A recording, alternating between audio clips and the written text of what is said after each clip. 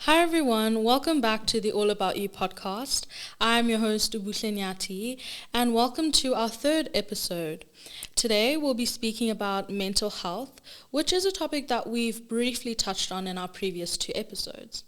Joining us today we have two students, Yara Hasan, who's joining us from Canada, and Hemani Tiwari from Australia. Welcome to the both of you. Thank you so much for having us. Yeah, really excited to be here. Yeah, it's great to have you guys joining us. And just before we start off, maybe Yari, you can introduce yourself, and then following Hermione, you can do the same.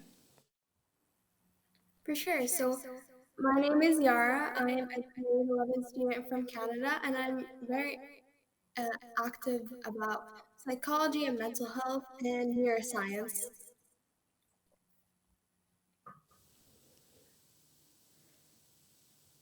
I'm Hemani. I'm from Western Australia.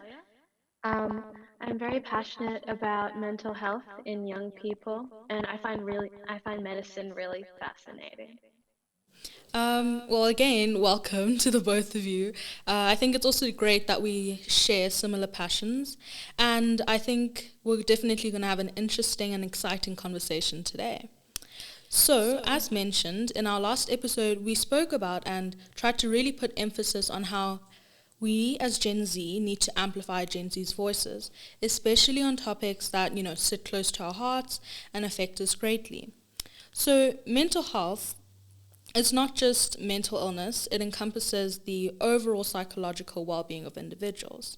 It involves how we think, act, feel, our ability to handle stress, relate to others, even in decision making. And one misconception is that mental health issues are rare, but the truth is they're prevalent and can affect anyone, regardless of age, gender, or background. One quote that I'm thinking about right now kind of sums this up, and it says, "What mental health needs is more sunlight, more candor, and more unashamed conversation." In light of this, what does mental health mean to the both of you? So, for me, mental health is how we feel inside. It's all about our emotions, thoughts, and how we take care of ourselves. Just like we take care of our bodies, we need to look after our minds too, so we can be happy and strong with our thoughts and feelings.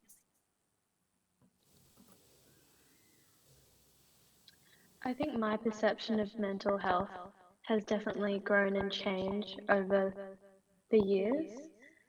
Growing up in an immigrant household, mental health was something that was stigmatized, but I think I've definitely learned how important it is. Definitely. Both of your answers are right on point. I loved how, Yara, you mentioned that it's just as important as taking care of our physical health.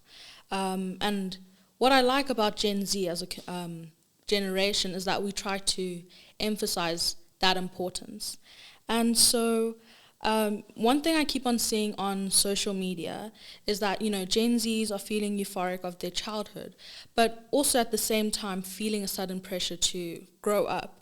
And this, I guess, comes despite the delay in normalcy, considering that we've kind of recently come out of the COVID-19 pandemic.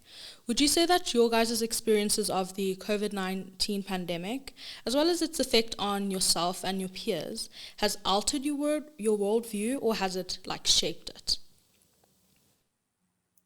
So for me, during COVID-19, it's kind of when I started learning about mental health.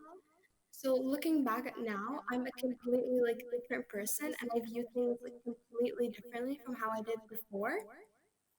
It's about when I started to learn about more about anxiety and depression because prior I never had any experience with it, neither did I have anyone to talk to me about it. So it definitely did alter me and it did alter everyone around me because I started viewing everything differently as well. I started noticing the little signs with my friends if they were anxious or they were feeling unwell. And for you, Hermione? Well, for me, I had a bit of a different experience. I was hospitalized for a good part of 2020. So that was a pretty isolating experience, Yeah. already compared to obviously the like isolation of COVID. Yeah. But I think it taught me a lot about being alone with myself and having to confront my own thoughts, which was not something I'd done properly before because I was always in the company of other people, of my friends and my family. So I think while it definitely had really like horrific implications, it taught me a lot about, I guess, self empathy. Ooh, I really like that one. Um, yeah, I mean, thank you also just for opening up. I think it's just as important as amplifying, the issues of mental health. Sharing them does the same. So thank you for that. Um, and yeah, I mean, as you're saying, COVID definitely had a strong influence on, I guess, everyone's mental health. Um, but what are the other things that you guys have maybe thought influence, taking care of one's mental health, what mental health is, how we perceive mental health, how we prioritize it or not, and our worldview of mental health? What other factors or influences do you think? Well, in my culture, for example, it's like shameful kind of to talk about mental health. So when we talk about mental health now, it's improved significantly. So being able to talk about mental health is something that many people weren't able to do previously. So it definitely has shaped our world and changed our perspective of everything. Because ever since like COVID-19, people have learned to embrace mental health and start taking care of themselves in different ways and finding like self-care days, which is also very important. And Hermione, Yeah, I it was just pretty had much one. the same for me. Sorry Oh, sorry? to interrupt you, but I just had one other question following this one. But what did confronting your thoughts and I guess your yourself also look like? I mean, you can answer the first question, but that was just pondering in my mind. It was very jarring. I think it was strange because I always had this idea about who I was, what my personality was like. I had a very like strict box that I fit in, but I found that during 2020 and obviously the years after it, I strayed from the box a lot. So that was interesting to confront. I also had to confront implicit biases, which was, yeah, that was very confronting and shocking. Yeah, I can imagine. Um, But yeah, thank you for your honesty, honestly. And then just back to the first question, which was the what are the other influences which you think may affect mental health? Yeah, I definitely think it's your environment, your parents, and yeah, same with me, the cultural upbringing.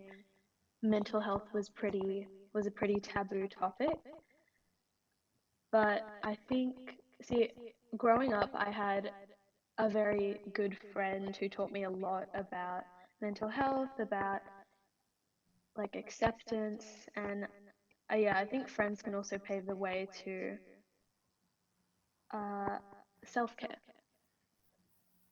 Definitely get that. Um, so yeah, I mean, another influence that I'm thinking of is social media, and just on that thought, um, do you guys think there's many like cultural or societal trends that you think ruin, I guess, society's prioritization of mental health? For example, one thing I'm thinking of is cancel culture. What are your guys' thoughts on that? For me, like cancel culture is like such a negative thing to think about because like people continuously attack this one person And you can never know what, like, reading the comments that they're saying, like, that could significantly affect and change their perception of themselves. These people can become like insecure, they can have consistent like anxiety and depression, they can become suicidal. Like typing a comment on someone may be nothing to mean nothing to you, but like to the person reading it, it could like change their world. Like it could have such a negative effect. And we've seen it. Like we've seen multiple like influencers or celebrities that commit suicide due to depression and due to the pressure of being on social media. Yeah, definitely. Yeah.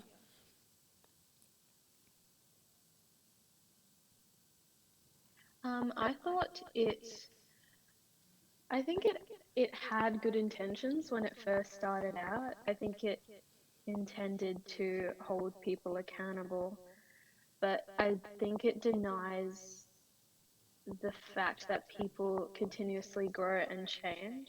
And yeah, I totally agree that it really fuels death threats, which I don't think are ever okay.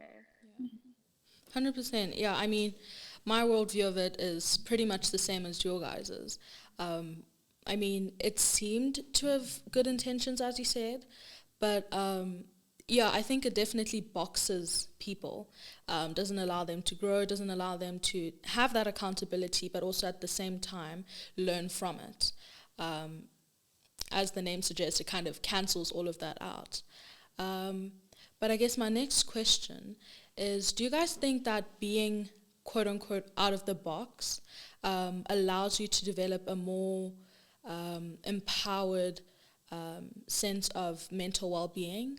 Or would you suggest otherwise, that keeping yourself in a box, I guess, allows you to have that same empowered mental well-being? I think that being out of the box empowers your mental health way more because you don't feel the pressure of trying to fit in and trying to be like others.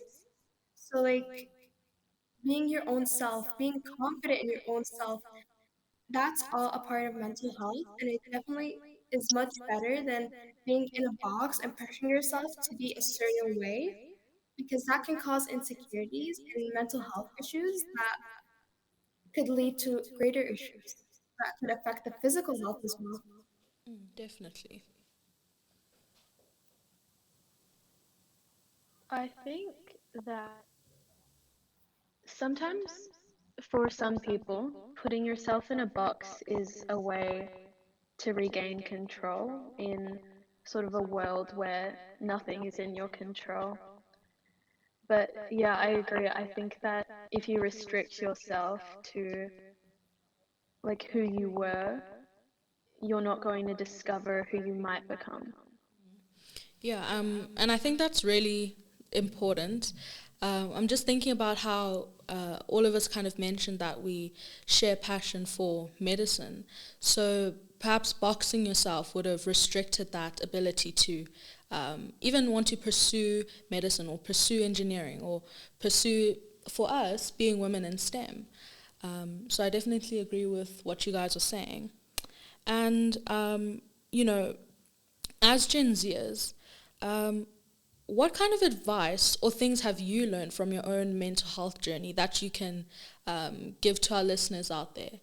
Um, even if it means sharing a little bit of your own journey and what that journey has meant for you.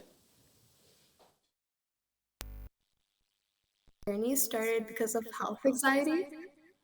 So my like number one advice is just don't Google your symptoms. You're gonna end up being so scared, getting a random cancer, heart disease, whatever. You will be fine. If you feel like something's wrong, go to a professional. They'll be able to handle it. Like just calm down, don't stress about everything. And yeah. Yeah, that was that was definitely a big thing. Um, well, I was hospitalized because I had cancer, and that was when my mental health journey started.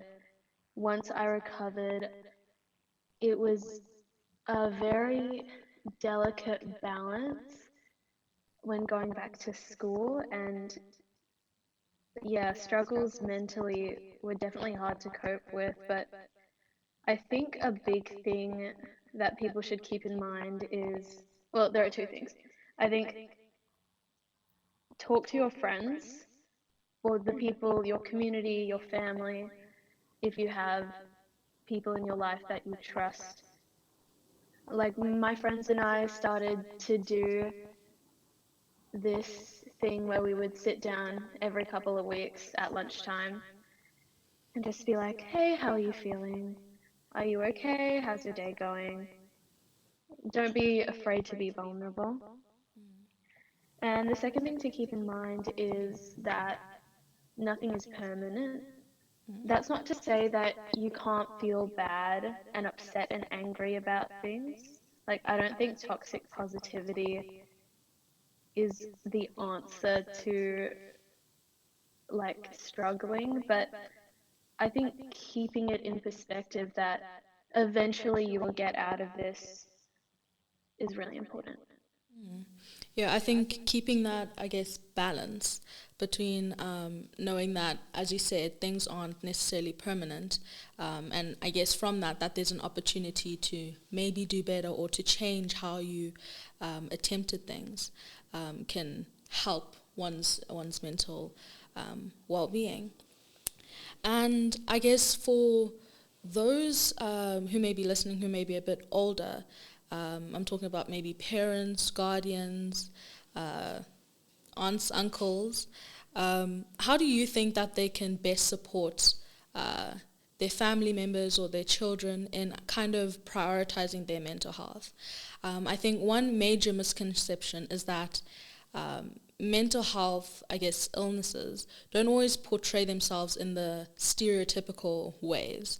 So how best can they support their family member, their loved one, also without showing, judgment, or making them feel a certain way about doing so? I feel like spending time is definitely a big part of it. Having constant talks with that loved one, going out with them, taking them out, I feel like that would definitely improve their mental health and it won't be overwhelming to the receiver because some people could be like afraid to speak up or reach out, but having that small gesture happen could definitely lift them up. I agree. I think that parents should be as open as possible about their own mental health. I think it'll destigmatize mental illness and mental health for their children. It will, I guess, make them more relatable in a way, um, but also make them, I think they'll be easier to trust. Definitely. Um, yeah, and I think just also having those, I guess, mental health checkups, like how are you doing? Um, Even though I guess most teenagers hate this question of like, how was school today? Maybe phrase it in a different way, but also ask those questions. I think that can be a doorway to kind of understand your loved one, or from a parent's point of view, your child. Um, but I mean, thank you guys for this conversation. I think as short as it was, there's a lot that was brought up that is very valuable to the conversation of mental health.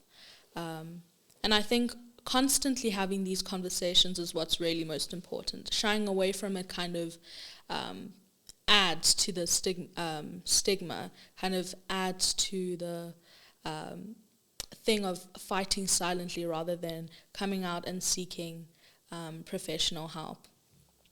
And so just in line with that, to all of our listeners, just a reminder to take care and prioritize your mental well-being. I'd also just like to add that it's important to also prioritize the journey. I think oftentimes as Gen Zers, but I guess just as society as a whole, we like to look at the end picture, the end goal, rather than the steps we take to get there. And yeah, so I think that's just as vital as prioritizing your mental well-being. But also, if you are struggling, not to struggle silently. Do seek professional help. And as a community, I think we should not be bystanders in destigmatizing mental health. Let us speak openly about it. I think mental health should no longer be a taboo subject. I mean, as we said earlier, it doesn't really discriminate. Anyone can experience mental health challenges and experience, trials and tribulations in their mental health journey. So yeah, I think that's it from me. Do you guys have any closing thoughts? Well, first off, thank you so much for having us. So, to say, always reach out. If you ever feel like you're in a tough situation, please don't keep it all to yourself. Talk to a friend, family member, or any just loved one.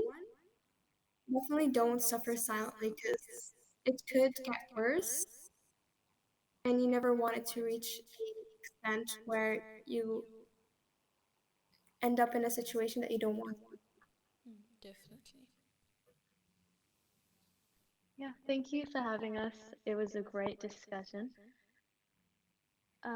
Pretty much the same thing. Also, just remembering that it won't last forever. The good thing about nothing lasts forever is that nothing does last forever. So you there'll be like it'll pass. Like in the future will look different to how you're imagining it right now.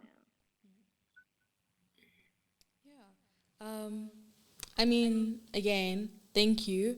Thank you guys for your honesty, and I think that as well is just so valuable in these conversations. And I definitely think that this won't be the last time we have you guys on the podcast. So for our listeners, stay tuned because you never know when they'll be back to share their thoughts. And that's all from me. I am your host, Ubuhle Nyati, and thank you to all the listeners for joining in. Yeah, stay tuned. We'll see you guys next time. Bye.